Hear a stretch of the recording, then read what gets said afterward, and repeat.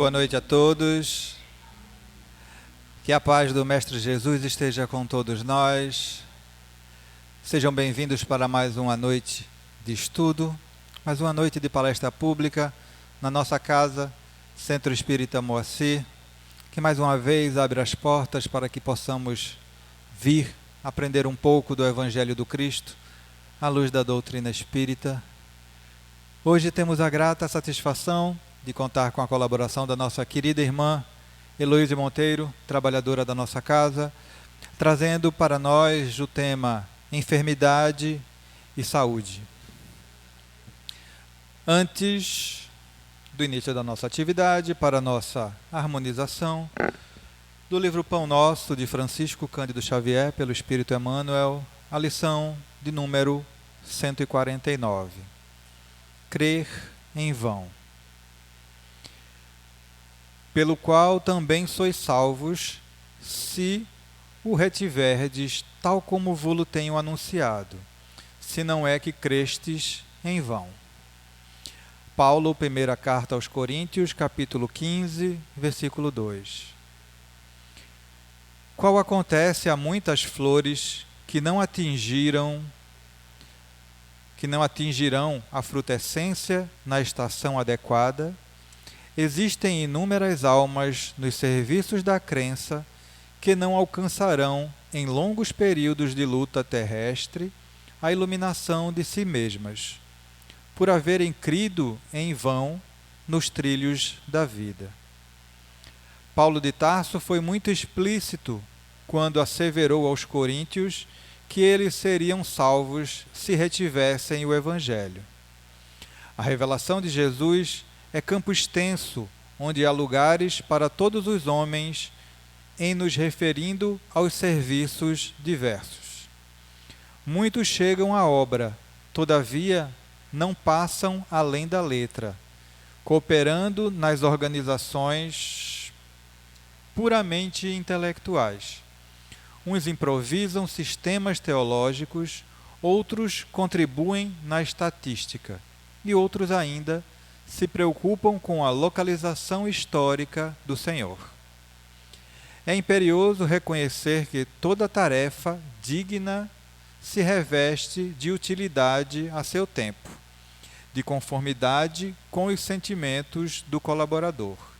Contudo, no que condiz com a vida eterna que o cristianismo nos desdobra ao olhar, é imprescindível retermos em nós o ensinamento do Mestre, com vistas à necessária aplicação. Cada aprendiz há de ser uma página viva do livro que Jesus está escrevendo com o material evolutivo da Terra. O discípulo gravará o Evangelho na própria existência e então se preparará para o recomeço do aprendizado, porquanto, sem fixar em si mesmo a luz da lição, em vão terá crido. Que assim seja. Para a nossa reflexão na noite de hoje, vamos fazer a nossa prece para o início da nossa atividade, meus queridos. Vamos elevar o nosso pensamento ao alto.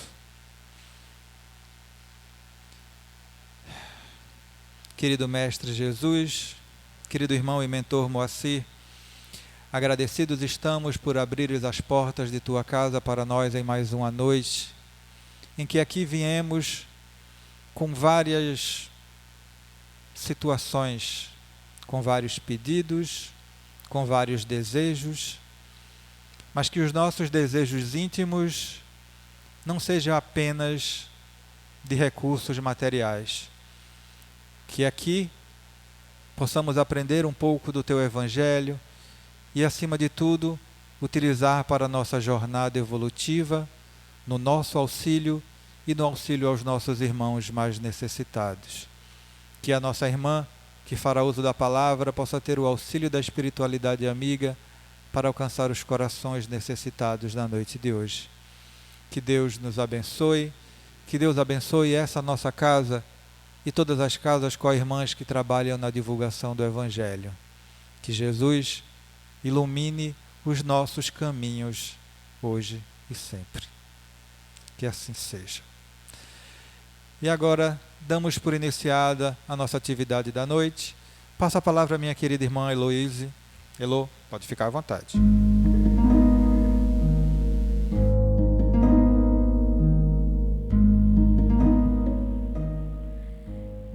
Meus amigos, que a paz do Cristo esteja sempre presente em nossos corações. Sejam todos bem-vindos. Aceitem o nosso abraço fraternal. Estamos aqui mais uma vez unidos e reunidos em nome de Jesus para mais um momento de estudo e reflexão. Quando nós vamos à casa religiosa, nós vamos em busca de algo que apacente as nossas inquietações. Nos transcursos da vida comezinha, do nosso dia a dia, temos tão poucas oportunidades de falar de conversas nobres. Porque quando a gente interage em família, nos pequenos grupos, no trabalho, na vizinhança, em outros pequenos grupos que não na casa religiosa onde nós participamos, as conversas são chulas. As conversas regem em torno das coisas sem importância. Então, nós temos essa necessidade de conversações edificantes. E eu acredito que é essa motivação que traz alguns, ou talvez todos vocês até aqui. Conversar sobre alguma coisa que agregue valor em cima daquilo que eu já tenho e que pode produzir ações cooperativas para o meu progresso e evolução. Nós hoje vamos conversar sobre um assunto muito interessante, porque muitos de vocês têm problemas de saúde.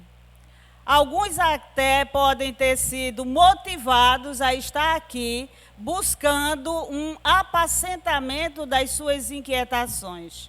Aqueles que não têm uma enfermidade já desenvolvida, os mais jovens, não é? Eles já têm alguma comorbidade, eles já têm alguma coisa que assinala, porque o corpo, ele dá sinais. O homem comum, que está preocupado em prover o sustento da sua casa, não é? As inquietações do sustento levam o homem a buscar o trabalho digno. Então, muitas vezes, o homem e a mulher não percebem os sinais que o corpo dá. Ocorre um desconforto intestinal, uma dor de cabeça, uma náusea. Isso são apenas sinais. Isso, quando acontece com alguma frequência, isso quer dizer que alguma coisa está sendo necessário corrigir, não é? E muitas pessoas, às vezes, vão aí e dizem assim, não, náusea é alguma coisa tão simples, né? Eu vou tomar um chá, a gente começa pelo chá. Aí depois toma alguma coisa mais forte. Toma um remédio que fulano tem, porque fulano só vive com náusea. Olha, automedicação, já está enveredando para um lugar errado. Aí tem alguém, no caso, eu tomo uma medicação que é o Dramin, porque eu tenho labirintite. E isso também gera náusea. Fulano tem labirintite, toma um remédio para minimizar a náusea, aí eu vou tomar também. Quer dizer, eu não busco saber a causa, porque há a causa para aquela enfermidade que é incipiente no momento, mas que ela pode vir a se desenvolver e vir a causar um dano muito maior se ela não for cuidada nos primeiros sinais. Nós, geralmente, vamos à farmácia, sabemos porque fulano disse, fulano tem náusea, eu também vou tomar uma medicação para náusea. Às vezes é um desconforto gástrico, às vezes é uma dor de cabeça, às vezes é uma coriza, aí eu me medico e tudo passa. Sabe por que passa? Porque essa máquina que é o corpo físico, ela é fantástica. E porque nós sabemos quem foi o criador dessa máquina, não é? E a mantém em sintonia, em governo. Então, com o tempo, a gente vai sempre escondendo pequenos sinais para debaixo do tapete e aí se revela uma doença que tem que ser tratada, não é? Hipócrates dizia 600 anos antes de Cristo que seu remédio seja seu alimento, que seu alimento seja seu remédio. Agora me diga uma coisa, hoje, com toda essa confusão que tem na produção de alimentos, que dizem que uma maçã, por exemplo, tem que ter um composto de fitoquímicos para trazer para o nosso organismo. Será que o solo, onde essa maçã está sendo produzida, tem todos esses elementos para botar na maçã?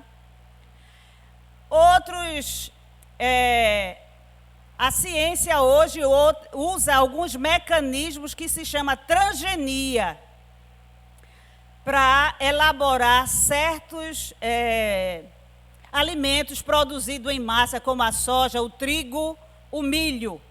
Uma modificação genética para que o trigo, o milho, não é? A soja tenham menos pragas. E essa transgenia ainda não foi catalogada o seu dano a médio e longo prazo para aquelas pessoas que ingerem. E quem é que ingere isso? Todos nós. Todos nós ingerimos isso. Alguém pode dizer, não, mas eu não como glúten. Sim, você não come o glúten diretamente, mas existem vários alimentos que têm glúten e você pode estar comendo glúten sem saber. Todas essas questões, a gente sabe que nós estamos vivendo num ambiente extremamente hostil. Eu não sei, eu acredito que vocês percebem o aumento da temperatura. Vocês percebem que a natureza ela está fragmentada nas suas manifestações, porque antigamente, eu digo isso porque já tenho alguma idade, né? Havia estações no ano, pelo menos aqui onde nós estamos. Agora pode chover a qualquer momento, a qualquer hora. No verão, no inverno, no outono, entendeu? Pode fazer sol torrencial naquele período que a gente julga ser o inverno aqui o nosso, né? No período de junho. Então, tudo isso são energias com as quais nós interagimos. Veja bem, nós interagimos com muitas energias. Primeiro, com as energias solares. O sol, a luminosidade do sol, o sol está intenso. O sol está tão intenso que eu confesso a vocês que eu não saio mais num período ao sol, mesmo que eu tenha óculos especiais, quando o sol está a pino, porque eu tenho problema de fotofobia e com a idade esse problema se agravou. Muitos de vocês podem estar sentindo isso também e nem sabem. Existem outras energias com as quais a gente interage, que são as energias telúricas, que são as energias do interior da Terra, do magma terrestre. E essas energias entram interagindo, interpenetrando o nosso corpo através dos nossos pés. Principalmente quando a gente decide andar descalço, que isso é muito terapêutico, principalmente na praia, não é? Com aquela onda maravilhosa, aquela brisa do vi e vi da água do mar. Então, são as energias telúricas, são as energias solares, as energias cósmicas, que o planeta Terra está aqui aberto, recebendo, interagindo com energias de vários. Primeiro, a energia do fluido universal que circunda o nosso planeta. A energia do sistema solar e a energia da Via Láctea como um todo. Nós estamos recebendo uma fração dessa energia a todo momento, a todo instante, enquanto aqui na Terra, quer encarnado ou desencarnado. Porque nós vamos entender que nós existimos a partir... Nós existimos a partir do momento que eu tenho um corpo físico, eu tenho um corpo a mais a cuidar. Mas sem o corpo físico, eu ainda tenho o perispírito e o espírito. E existem outras energias com as quais nós interagimos. Interagimos com o prana, que é uma energia que entra no nosso organismo através da respiração. E esse prana é como se fosse um alimento, porque tudo que promove e mantém a vida é alimento. Às vezes alguém diz assim, qual é o primeiro alimento do ser humano? Aí alguém diz assim, é o leite materno. Mas não é, é o prana. Porque quando você nasce, você tem que chorar. Isso é muito terapêutico, quando se nasce chorar, para que os pulmões fiquem inflados de quê? De ar. Eu choro e respiro. Quando respiro, os pulmões se inflam de ar. E com o ar, com o respirar, vem o prana, que é um alimento. Então, o primeiro alimento é esse, para todos nós. Algumas pessoas não compreendem essa mecânica, mas saibam que em alguns lugares, não em outro planeta, mas aqui, muitos iniciados de seitas, de religiões transcendentais, na Índia, na China, no Japão, eles se alimentam, grande parte do seu alimento é prana. É uma respiração que é feita adequadamente e que traz aquele alimento, e aquele alimento energiza o corpo inteiro. E o alimento necessário para uma pessoa dessa, que já está mais no nível espiritual do que no nível material, é muito diferente do alimento nosso aqui.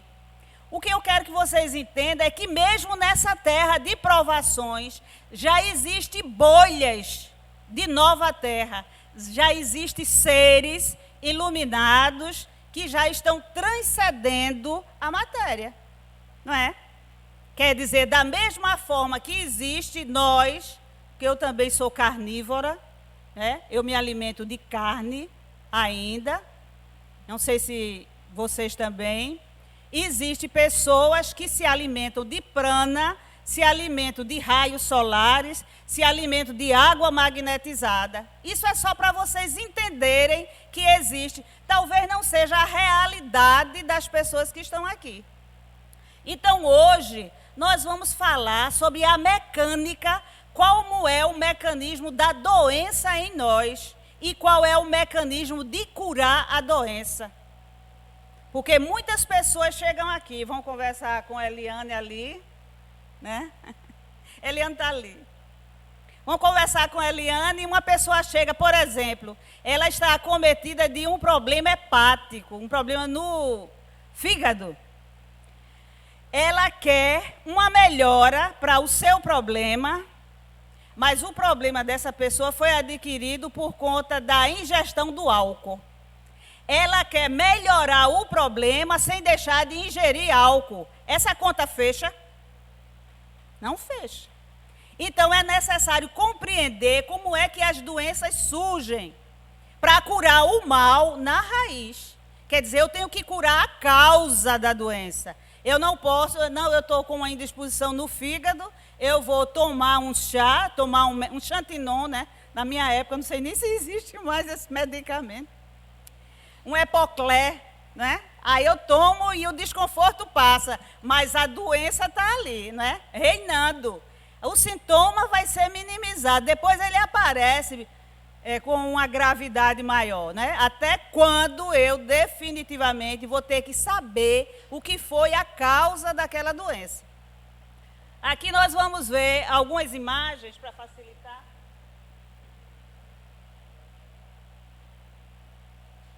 Pronto. Essa primeira imagem aqui. Espírito, perispírito e matéria.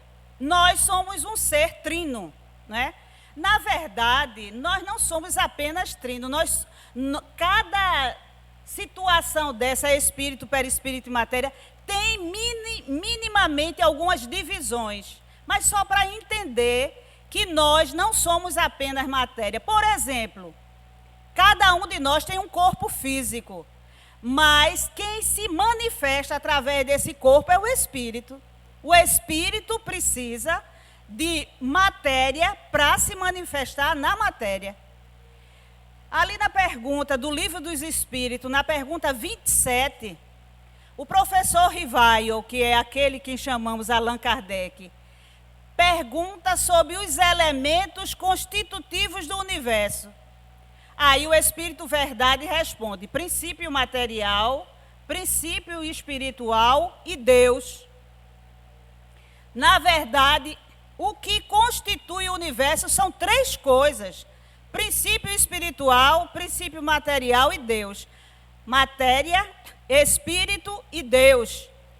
Deus contém a matéria e o espírito nele, não sendo isoladamente nenhum dos dois e ainda sendo uma infinidade de outras coisas que nós não sabemos. Por que não sabemos? Por conta da nossa inferioridade. Quanto mais ascendermos a patamares evolutivos maiores, nós vamos descobrir o que é que contém realmente a divindade. Então, dois elementos constitutivos do universo: matéria, espírito e Deus. Isso é só para a gente ter um entendimento.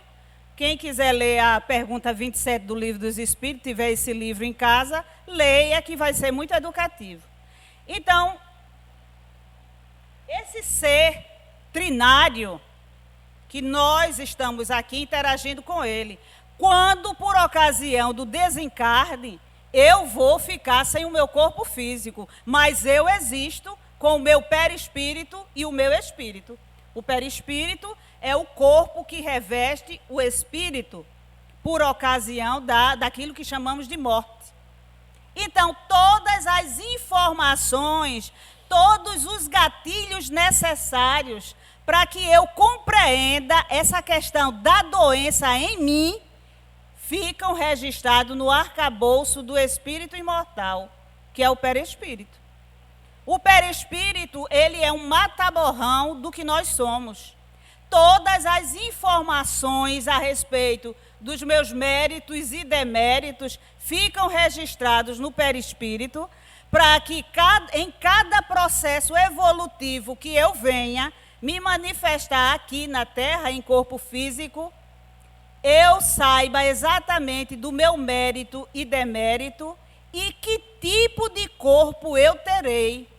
Porque hoje, nessa encarnação, eu estou construindo o corpo para me manifestar na próxima encarnação.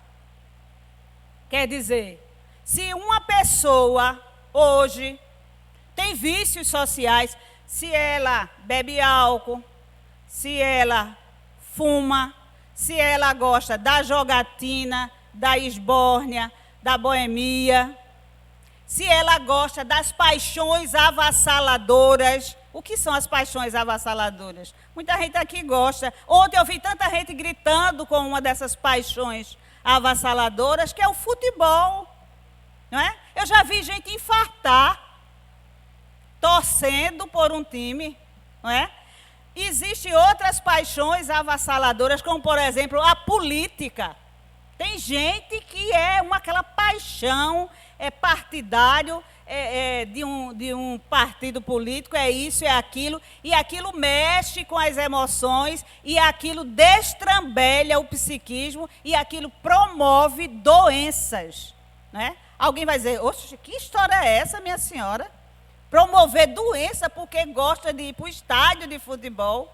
Vamos observar as alterações que uma pessoa sofre estando lá na torcida. Não é? Os batimentos cardíacos. Se vocês pudessem observar tudo isso, entendeu? Eu sei que lá em casa tem um que é muito fervoroso. Ele chegou sem voz, porque ele é tricolor e só vive sofrendo ultimamente. Entendeu? Meu filho, ele chegou sem voz de tanto gritar. Aquela paixão, isso é uma paixão avassaladora que mexe, entendeu? E existem outras paixões avassaladoras. Eu estou apenas citando algumas muito comuns e sociais, que eu estou vendo muita gente aí com aquele sorrisinho de Mona Lisa, como quem quer disfarçar o que gosta também da coisa, né? Gosta do futebol, gosta de torcer, gosta de fazer ironias quando ganha, né? Com os outros times, entendeu? Então, todas essas questões, elas comprometem a saúde. Entendeu? Elas comprometem a saúde. Então, o homem sábio, conhecendo tudo isso, além de todas essas energias que foram faladas, além da alimentação, que não tem mais o nutriente que deveria ter.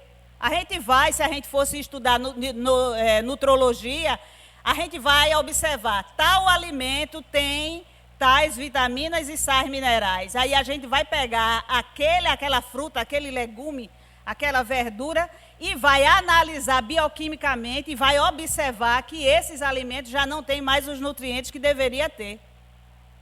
Mas cada corpo nosso precisa desses nutrientes. E aí? Como é que eu vou viver? Eu preciso dos nutrientes. Eu vou me alimentar, não vou ter os nutrientes. Veja que propensão eu vou estar a ter problemas de saúde, né? A desenvolver doenças.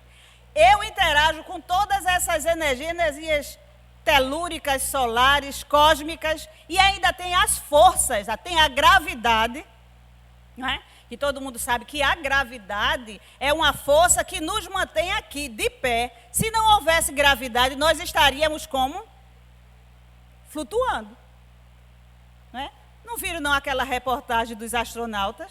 Num campo, num ambiente sem gravidade. Então, a gravidade nos mantém de pé e nos dá a condição de transitar. Existem as energias centrífugas e centrípetas, as energias de dentro para fora e de fora para dentro, as energias que eu gero, porque não é o corpo não, viu? É o espírito, através daquilo que penso, eu gero energia. Eu gero um quanto de energia, essas energias elas sobem, formam uma egrégora, e nessas energias pode ter o somatório dos pensamentos de todos que estão aqui, por exemplo. Aí alguém vai questionar, e o que é que vai ter nessa egrégora? O somatório de cada energia. Eu sou o que eu penso, então o que eu penso vai ter nesse somatório. É por isso que muitas vezes é necessário que venha a chuva, que venha o trovão, que venha o relâmpago, para desagregar, porque esse somatório de energias, muitas vezes tem energia virulenta, energia que traz doença. E o trovão, o relâmpago, a chuva, ela desagrega essas energias. Veja a providência de Deus. Ela faz aquilo descer pela enxurrada da água, leva para dentro do mar, para os rios e os córregos em primeiro lugar, deságua dentro do mar, e o mar com a água salgada faz um quimismo, né? É uma alquimia divina, e desagrega aquele morbo que seria virulento para nós. Isso daí é um dos grandes benefícios da chuva, do trovão, do relâmpago, que eu tenho certeza que muitos de vocês achavam que o trovão, a chuva, o relâmpago não tinha proveito nenhum. Quiçá Deus tenha criado alguma coisa sem proveito. Isso daí é um dos destinos, é um dos objetivos, porque chove, porque relampagueia e troveja. Então faz esse quimismo todo e o ar, não percebem vocês que depois que chove, aquela chuva bem, né, intensa, 1 ou 2 dias o ar fica menos carregado. Nunca perceberam isso? Vão perceber a partir de agora. Entendeu? Então a natureza, ela quando oferece alguma coisa, ela oferece para todos. Para o bom, para o ruim. Entendeu? Para o que está evoluído na superioridade, para aquele que está nos primeiros degraus da ascensão, para o assassino, para a prostituta, para o político corrupto. Deus, quando doa a sua bênção, ele doa para todos.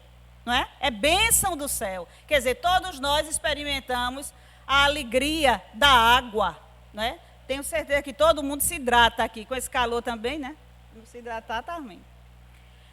a alegria da água, a alegria dos raios solares, a alegria do transitar. Vocês já imaginaram que o ar que sai de você vem para as minhas narinas e a gente interage nessa alquimia? Porque eu estou expirando e aspirando. Todos vocês. E estão fazendo isso sem sequer perceber. Agora, deixe de respirar 1 minuto para ver se fica vivo. Né? Não aguenta.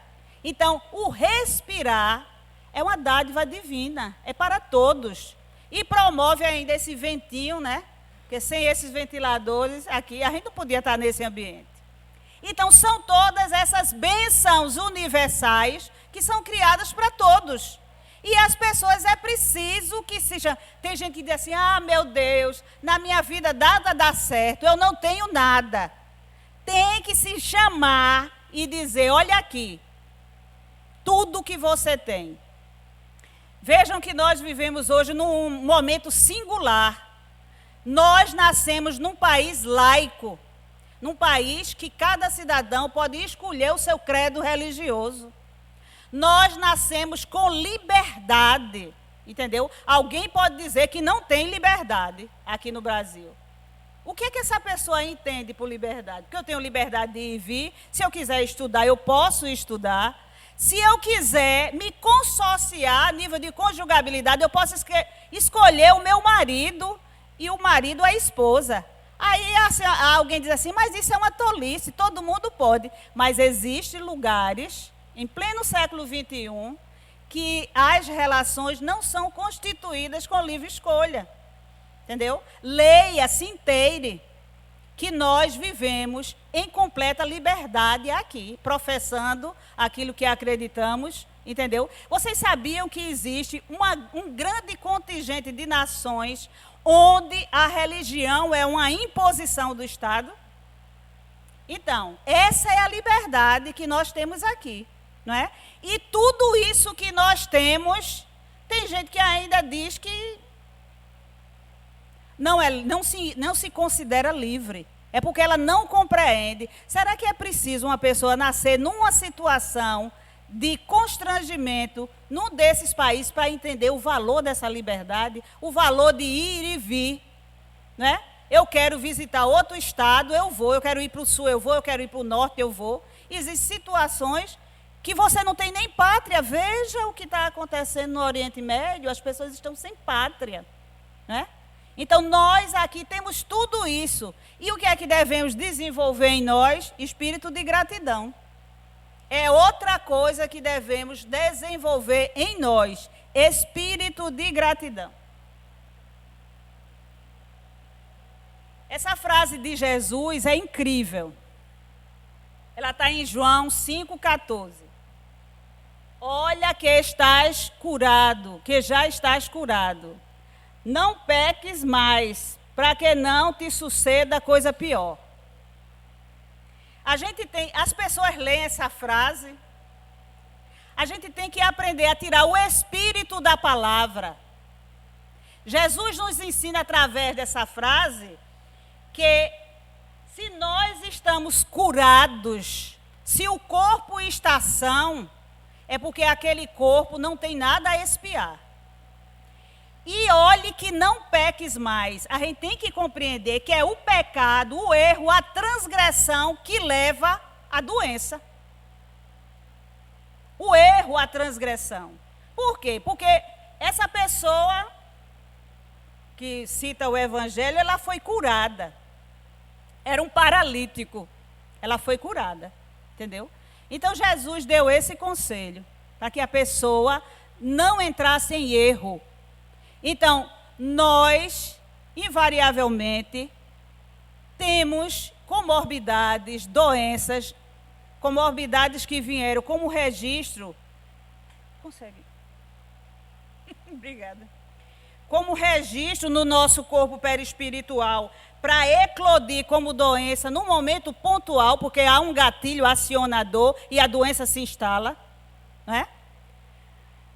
Então, essas comorbidades, esses sinais, como eu falei no momento, ele fica nos rodeando. É um sinal aqui, é um desconforto, é uma dor no ouvido, é um zumbido, é o olho lacrimejando por algum fato, é uma náusea, é uma ânsia de vômito, é um desconforto intestinal, são os sinais, né? E os sinais vão se avolumando até a doença se instalar. Quando uma pessoa curada, como foram essas, nas narrativas bíblicas existiam muitas, e essa pessoa volta ao erro, ou seja, uma pessoa, como eu falei, que ingeriu álcool durante 30 anos. Depois de 30 anos, essa pessoa é acometida de um problema no fígado. Aí ela deixa de beber álcool 2 semanas e quer ficar curada em 30 dias. É possível?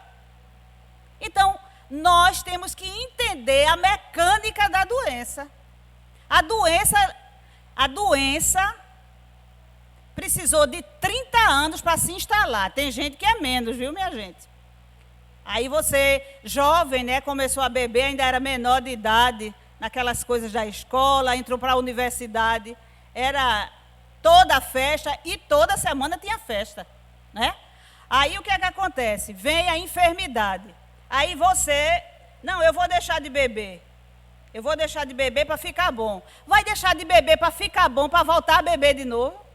Porque depois que eu tenho meu corpo curado, eu vou, e tenho uma melhora, né, um bem-estar, eu vou voltar às mesmas práticas que me levaram à doença. Quer dizer, eu entendi alguma coisa, por isso que Jesus diz, vai, olha que estás curado, vai e não peques mais, para que não te suceda coisa pior. Então, a cura, ela vem do afastamento da transgressão, do afastamento do erro. Isso é só uma citação. A gente está falando só de uma pessoa que ingere álcool. Existem as doenças que são bem visíveis com aqueles que ingerem fumo. Aquelas pessoas que gostam da esbórnia, da jogatina. Meu Deus do céu, esse país está assolado pelo jogo. Tem pessoas perdendo literalmente a paz com esse negócio de jogo, né? Essas bets. Então, existe, depois de tirado, aí alguém diz assim, não, mas eu não tenho viciações sociais. Eu não tenho viciações sociais. Eu não ingiro álcool, eu nunca ingeri o fumo, entendeu? Eu sou uma pessoa regrada, eu tenho uma alimentação simples, eu faço atividade física, eu bebo água, entendeu? E as viciações morais? Porque as viciações morais são geradoras de doença. Aquelas pessoas que gostam de falar mal do outro, de saber de uma situação e contar um conto e aumentar um ponto, né? Aquelas pessoas maledicentes, aquelas pessoas invejosas, aquelas pessoas ciumentas, não é? Aquelas pessoas que não querem a prosperidade de A e B, só a sua prosperidade. E todas as outras, todas as outras imperfeições morais que se pode imaginar. O ódio, o orgulho, o egoísmo, não é? A presunção, o personalismo de algumas pessoas, entendeu? Esse daí, depois de curado dessas impressões sociais, porque o tabagismo, o alcoolismo, a jogatina, tudo isso daí é tolerado na sociedade, não é? E isso está à vista. Depois de vencida todas essas, que não é pouca coisa, é muita coisa, se há alguém aqui que já venceu essas viciações, eu digo, parabéns, você está no caminho, né? Mas não fique pensando que é santo, porque nós temos que olhar diante do espelho e ver. Eita, agora eu não. Tá certo. E ver as nossas imperfeições morais, né? Eu tenho que me descobrir. Eu descobri as minhas imperfeições, descobri. Agora vou lutar, não precisa publicá-las, né? Eu mesmo as tenho numa quantidade que eu nem gostaria, entendeu?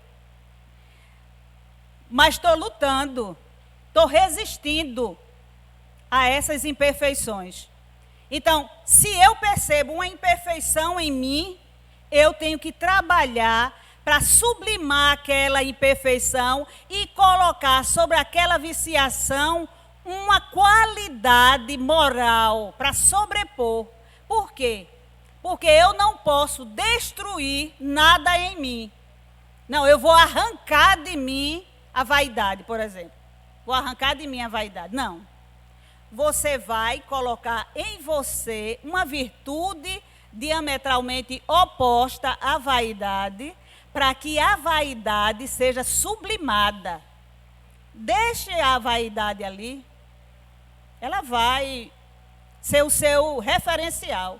Deus não coloca imperfeição em ninguém, mas Ele permite que a imperfeição seja presente para que o homem perceba a necessidade de promover mudanças no seu comportamento.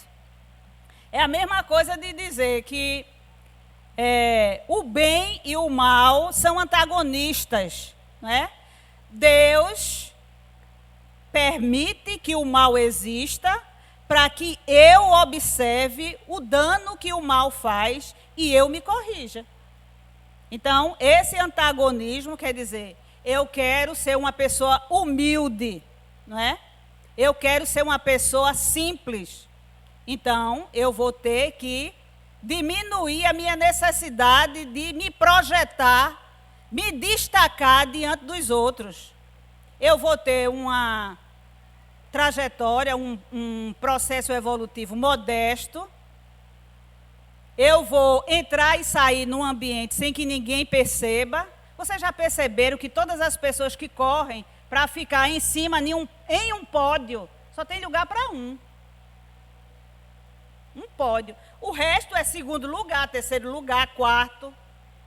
Mas no pódio só tem lugar para um. Não é? E essas pessoas vivem uma situação inquieta. Porque essas pessoas, na verdade, esses artistas, esses, vamos dizer, atletas de alto rendimento, que são tão ovacionados, que ganham verdadeiras fortunas, não é? Essas pessoas são invejadas e elas devem viver uma inquietação muito grande, porque elas são constrangidas a mostrar um desempenho sempre superando o seu recorde anterior, vamos dizer assim, não é? Ou o recorde que foi quebrado. E nas questões sociais, na dramaturgia, essas atrizes e atores, elas também ficam numa luta íntima, querendo uma luta para subir até a evidência e a glória. E uma luta dobrada para se manter. Então, quando é que uma pessoa dessa vai ter, realmente, oportunidade de pensar em coisas espirituais? Como essa conversa, assim, singela que a gente está tendo agora. Então, é necessário que busquemos o autoencontro. Eu quero me encontrar comigo mesma. Vocês já pensaram que tem gente que chega em casa, acende as luzes, liga a televisão, liga o notebook, liga o som, bota a música, vai para a internet, não está vendo nada que está passando em canto nenhum, olhar suas redes sociais, ela não quer ir ao autoencontro. Ela tem medo de encontrar-se. Ela quer saber da vida dos outros, da fofoca, da novela, do que está passando no repórter, entendeu? Quanto mais ela fugir de si mesmo, melhor para ela. Aí depois está exausta, às vezes nem toma um banho, dorme, desaba na cama. Isso quando consegue dormir, viu? Que há uma onda de insônia e de reclamações com relação a isso, que é uma coisa séria. Então, são essas coisas simples, pontuais. Eu tenho que buscar ir ao meu encontro.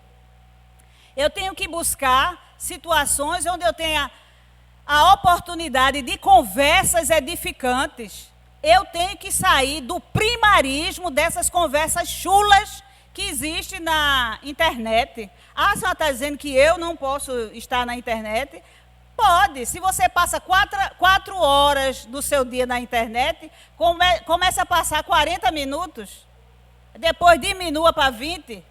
E depois, em vez de estar na internet, leia um livro. Aqui na Bíblia, eu não tenho dinheiro para comprar livro. Aqui, a casa de Moacir empresta livro. Vá ali na biblioteca e pegue um livro edificante e leia.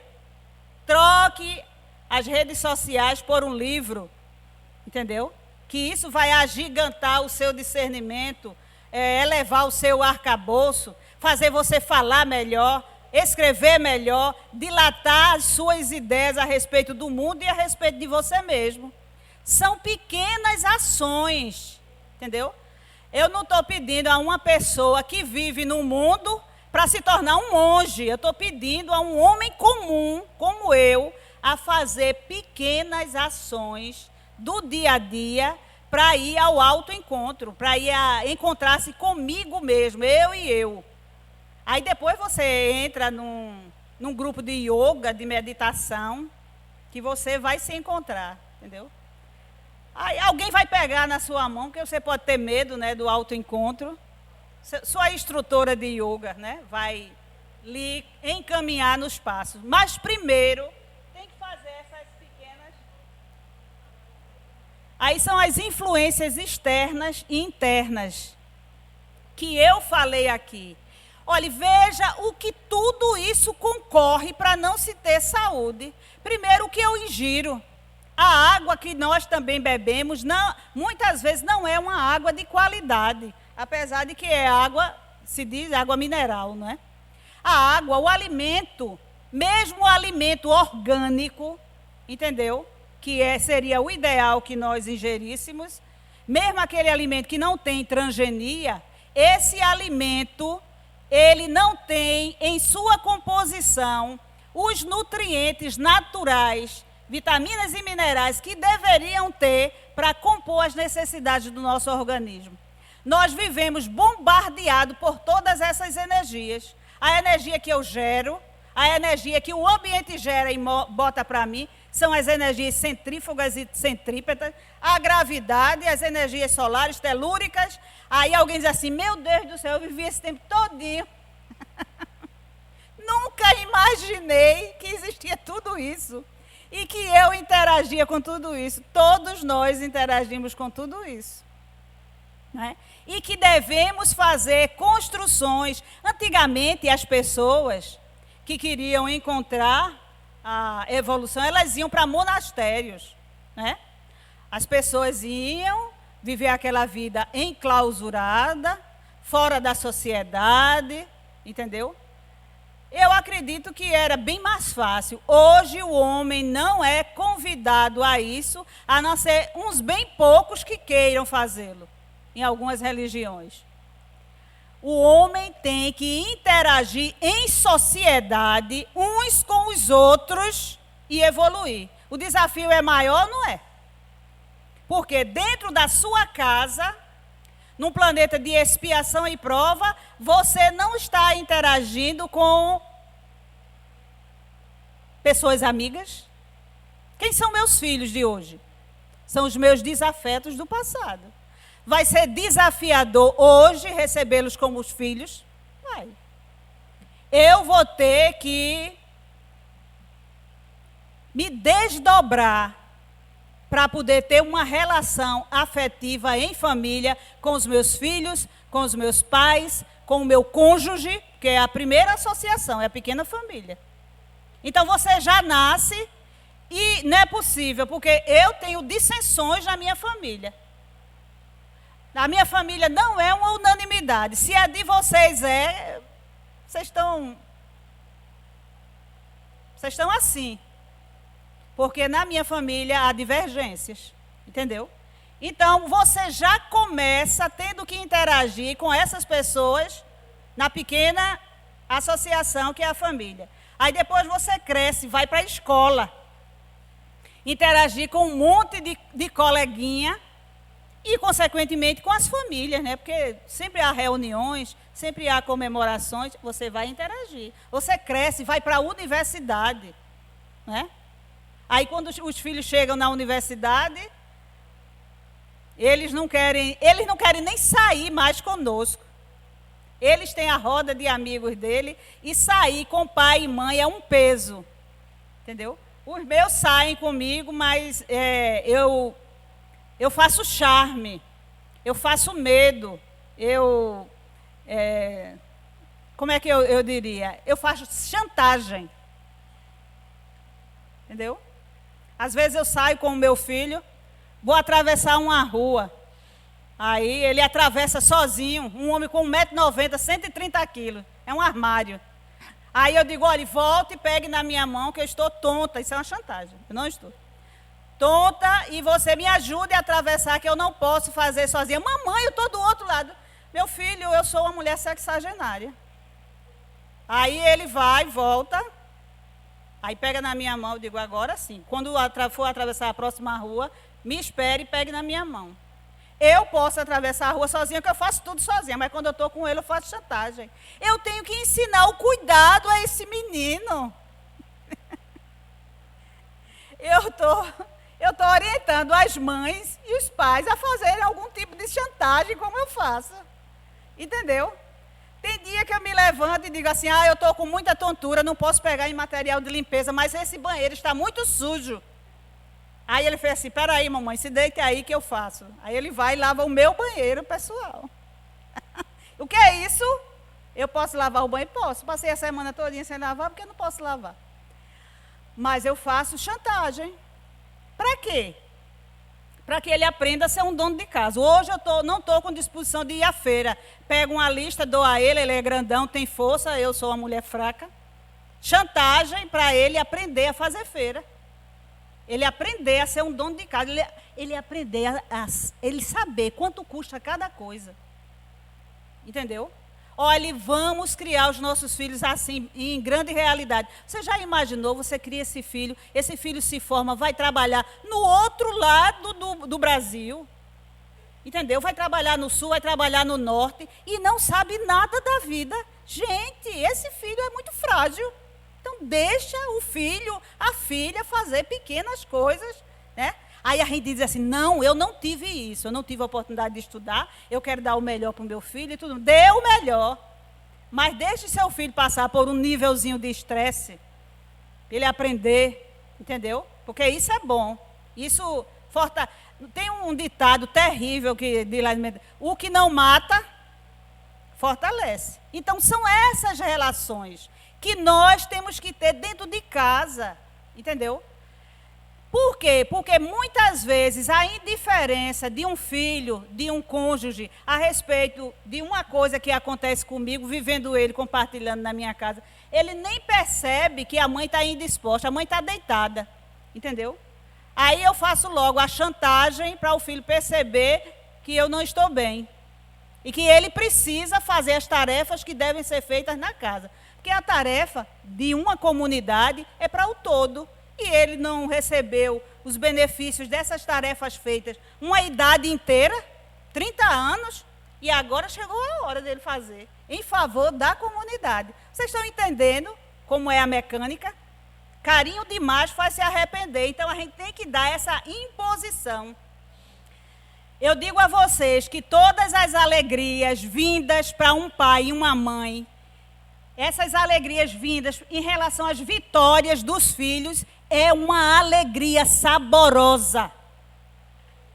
Entendeu? É uma alegria saborosa. E a contraparte também. Todas as pequenas frustrações que os nossos filhos têm, quando nós ainda estamos vivos e ativos, dói muito mais na gente do que nos filhos. Observem isso em vocês.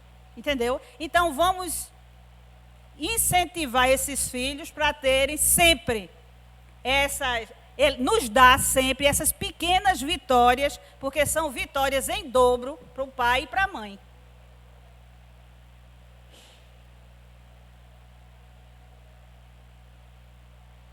Como eu falei, de uma forma mais simples, o futuro do meu corpo físico para a próxima encarnação, eu estou moldando agora, através das escolhas que faço. Se eu nasci com um problema, porque esse problema foi causado por uma viciação numa vida passada, e hoje, vamos dizer que esse problema foi causado pelo uso do fumo. Aí eu nasci com uma fragilidade no meu sistema respiratório. Nessa encarnação eu não fumei, porque já nasci com essa fragilidade. Quando eu vier na outra encarnação, eu vou ter o meu sistema respiratório mais fortalecido. A gente não aprendeu com a fala de Jesus que não devemos entrar em erro, não devemos pecar mais, porque o pecado leva à doença. Se eu estou sendo curado porque deixei um vício, e se eu, por um momento, volto a interagir com o mesmo vício, a doença volta com toda a sua pujança. É natural que seja assim. Vocês não entendem as conexões, como isso se processa? Desafiador é fazer isso na prática, quando a pessoa tem um vício. Mas o vício, olha, eu digo a vocês, não acreditem nessas curas dessas igrejas neopentecostais, nessas curas instantâneas. Porque a cura, para se processar no corpo físico, ela tem uma mecânica. Ela não pode se dar dessa maneira, a não ser que seja um Jesus, que venha com o seu psiquismo divino e retire o morbo virulento que está não apenas no corpo, no espírito. Todos nós que estamos em franco processo evolutivo, nós, quando temos uma doença, quando a doença se manifesta no corpo, é para curar o espírito. Porque o espírito, para evoluir, para ascensionar, precisa estar limpo. Aí alguém diz assim, poxa, a mecânica é essa? Eu tenho que gerar doença no corpo físico, para o corpo físico metabolizar a doença quando eu partir no corpo. Eu parto por ocasião do desencarne, a doença fica no corpo físico e limpa o espírito. Essa é a mecânica. Não tem outra. Então, curas instantâneas só na época dos grandes enviados. Elas podem existir sim, na época dos grandes enviados. Então, hoje, todas as minhas disposições, todas as pequenas renúncias que eu faço, a pequenos caprichos que eu tenho. Eu gosto de comer aqueles biscoitinhos amanteigados com café e leite e chocolate. Mas eu não devia mais comer isso, porque isso não faz bem. Então eu tenho que renunciar a essas guloseimas. Eu tenho que renunciar ao meu chopp do final de semana. Obrigada. Eu tenho que fazer essas pequenas renúncias.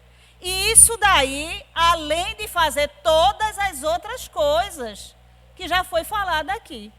Porque a partir do momento que eu educo adequadamente meu filho, minha filha, e que eu faço do meu filho, da minha filha, um multiplicador de cidadão, porque se eu eduquei meu filho e minha filha, se ela tiver um filho, ela também vai educar com capricho o filho e a filha, e a sociedade lucra com isso. Essa casa, o Lar de Maria, ela existe para assistir idosas em vulnerabilidade social.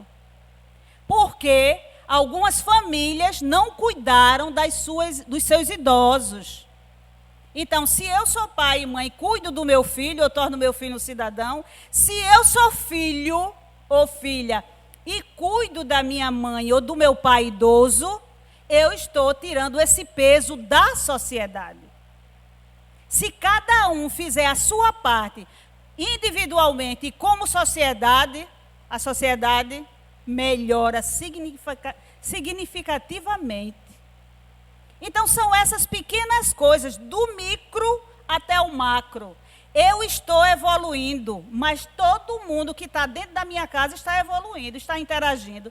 Nos pequenos grupos que eu participo, na pequena família, na grande família, nas associações, no trabalho, na vizinhança, todas aquelas consciências que fazem parte estão evoluindo também. São energias que se entrechocam. Eu tenho que manter Veja o grande desafio existencial. Manter-me equilibrado, mentalmente sadio, que isso daí é objeto de luxo hoje. Tem muita gente com perturbações mentais. Eu tenho que me manter equilibrado, mentalmente sadio, proativo em relação aos outros, evoluindo e deixando evoluir. Esse é o compromisso. Vamos tentar? Vamos tentar fazendo pequenas coisas no dia a dia. Não estou pedindo para ninguém se tornar santo, não. Até porque eu não consigo isso mesmo, nem para mim. Fazendo pequenas coisas no dia a dia. Primeiro, indo ao autoencontro. Vou encontrar-me, encontrar comigo mesmo. Vou me entender, saber das minhas necessidades, saber quais são as minhas imperfeições morais e curá-las através de virtudes correspondentes. Esse é o grande desafio. Fica a reflexão e que Deus nos abençoe.